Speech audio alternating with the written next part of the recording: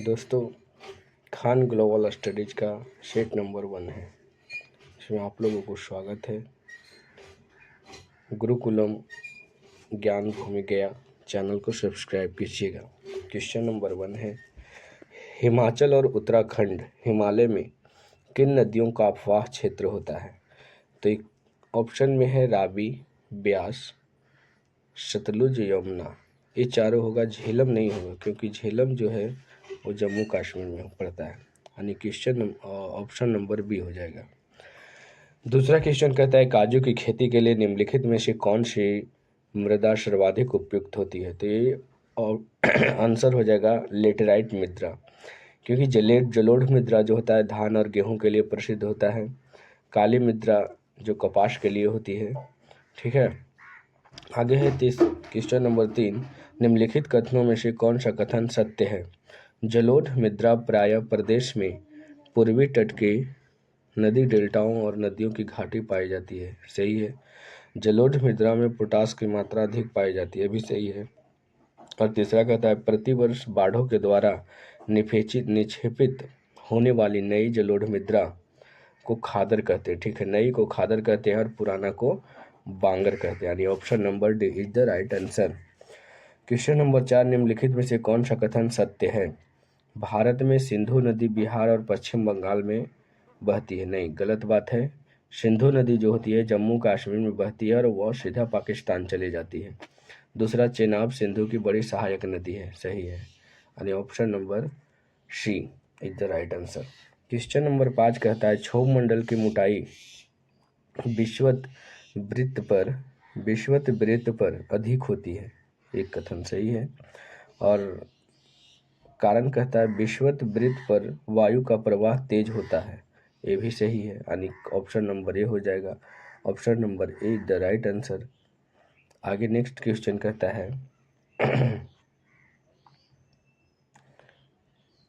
Next question है, जिन क्षेत्रों में गर्म व ठंडे जलधाराएं मिलती है वे संसार के प्रमुख मत्स्य क्षेत्र होते हैं। ठीक है, क्योंकि इसे जॉर्ज बैंक के नाम से जाना जाता है, फिर ग्रैंड बैंक कहा जाता है। ये ठीक है। कारण कहता है, गर्म व ठंडी जलधाराएं को मिलने वाले क्षेत्र को तापमान मछलियां के प्रजनन के लिए सर्वाधिक उपयुक्त होती है। नहीं, एक गलत बात है, यानी ऑप्शन नंबर कौन हो जाएगा? कारण इसका सही है, यानी ऑप्शन हो जाएगा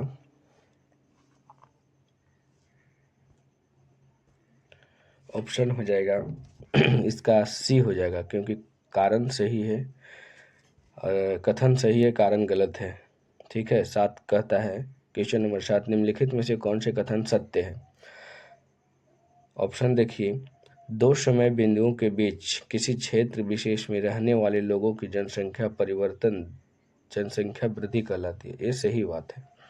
और दूसरा कहता है, प्राकृतिक जनसंख्या वृद्धि का विश्लेषण अशोधित जन्म दर और मृत्यु दर पर निर्धारित किया जाता है। नहीं, गलत है, यानी option number A is the right answer.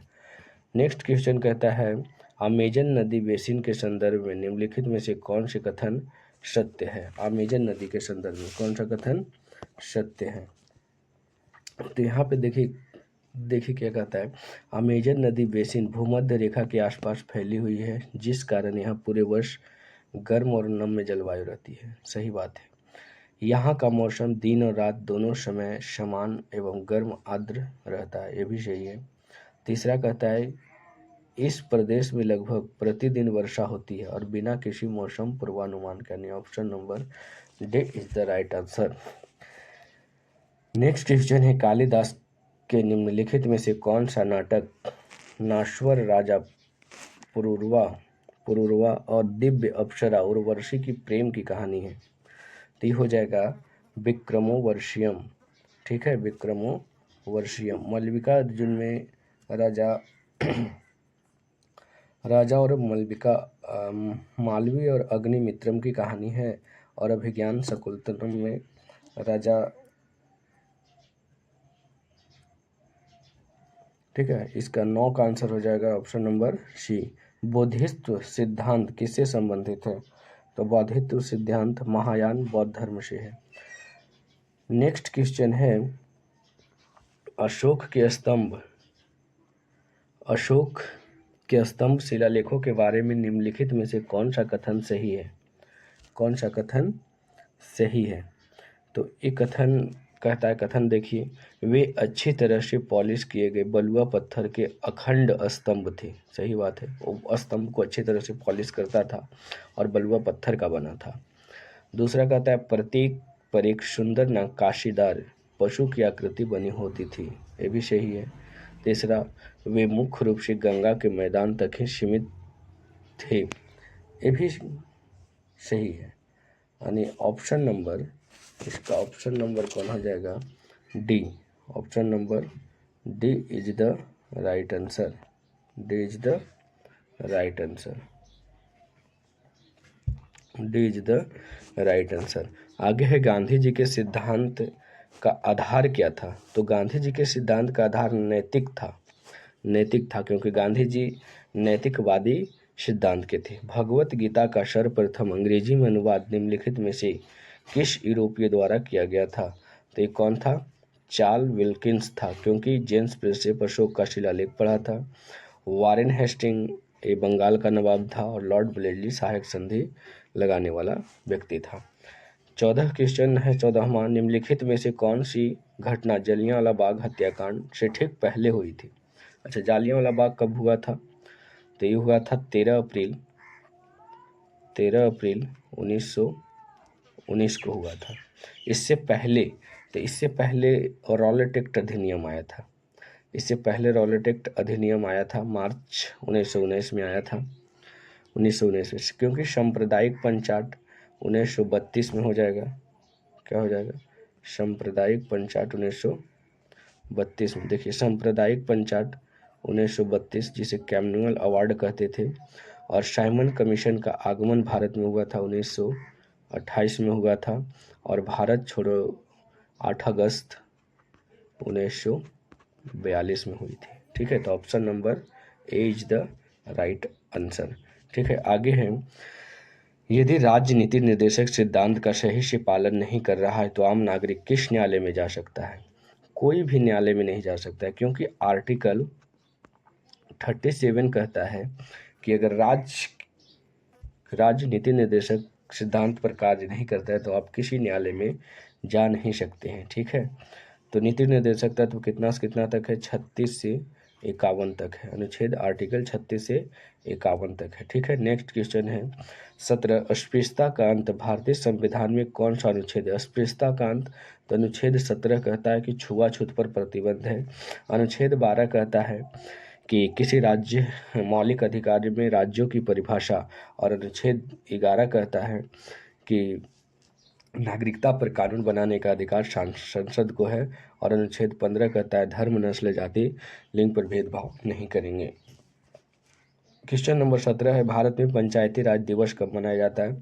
तो पंचायती राज दिवस 24 अप्रैल 1992 को बनाया गया था और 1993 को लागू हुआ था। उसी दिन से 24 अप्रैल को मनाया जाता है। 24 अप्रैल को मनाया जाता है। आगे भारत के नियंत्रक एवं महालेखा परीक्षक की नियुक्ति किसके आधार पर की जाती है? किसके आधार पर की जाती है? किसके आधार पर की जाती है? तो इसके तो संविधान के आधार पर की जाती है। ठीक है, संविधान के आधार पर की जाती है। निम्नलिखित में से कौन सा शब्द भारतीय संविधान की प्रस्तावना में नहीं लिखा गया है?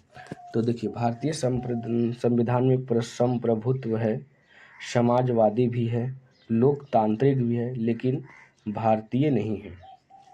भारतीय का वर्णन नहीं है, यानी option number D is the right answer. आगे आ गया साइंस का क्वेश्चन, किसी गतिशील वस्तु के लिए विस्थापन और दूरी की संख्यात्मक अनुपात क्या होती है? तो ये क्या होगी?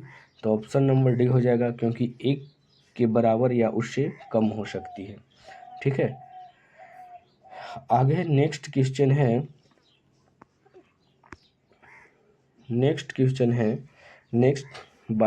21वां क्वेश्चन, जिंक सल्फेट हेप्टाहाइड्रेट को आमतौर पर किस नाम से जानते हैं?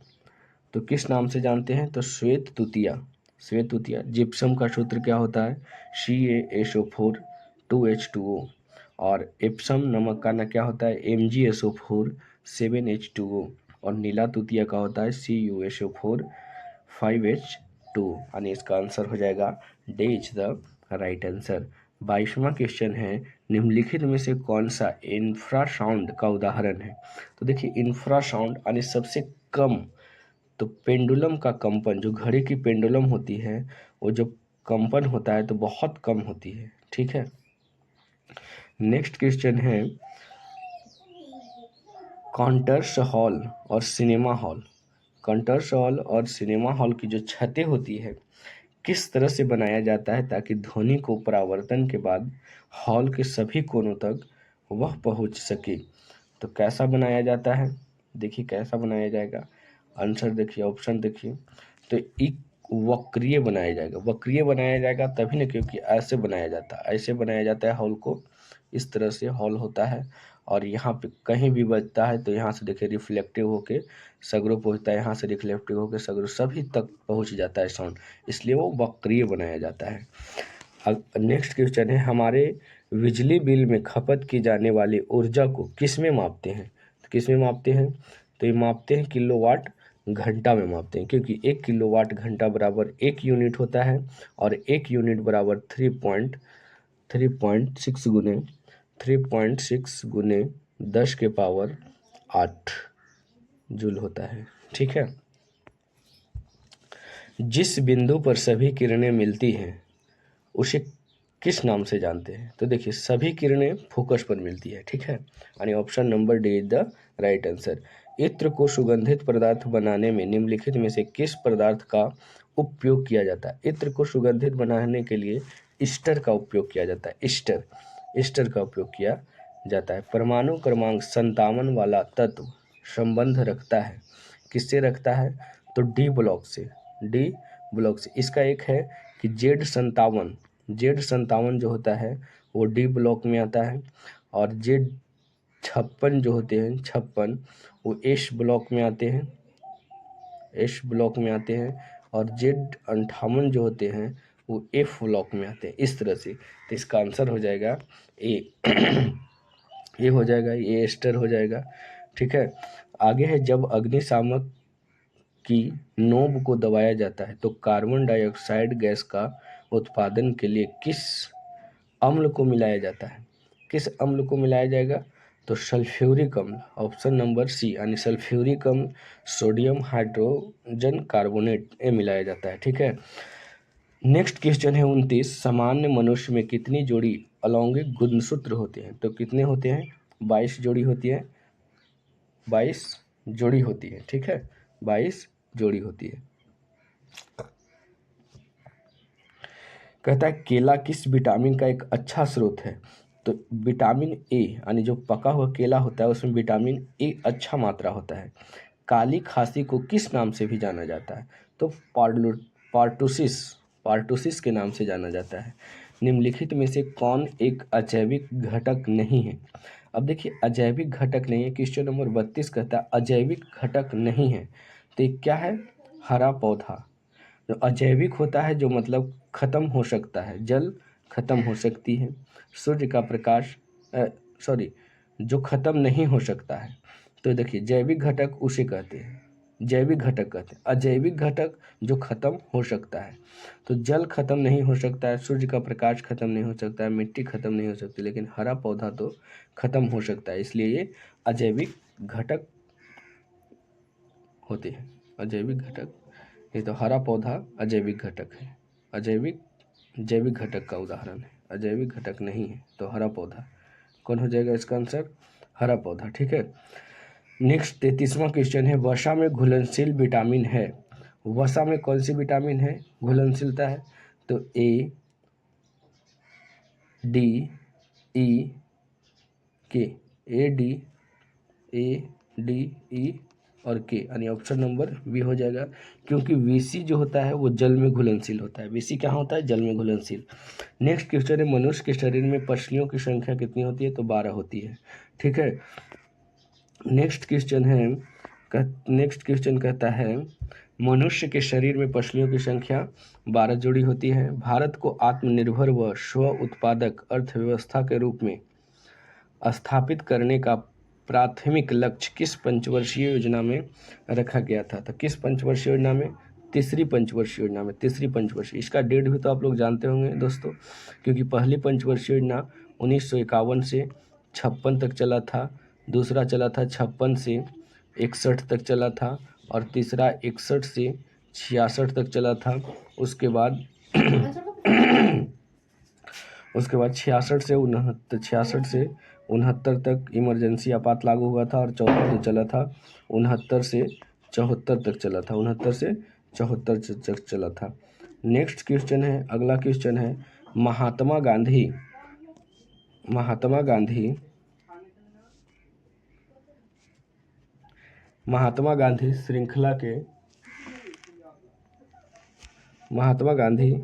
श्रृंखला के 20 रुपये के नोट के पीछे कौन सी तस्वीर होती है?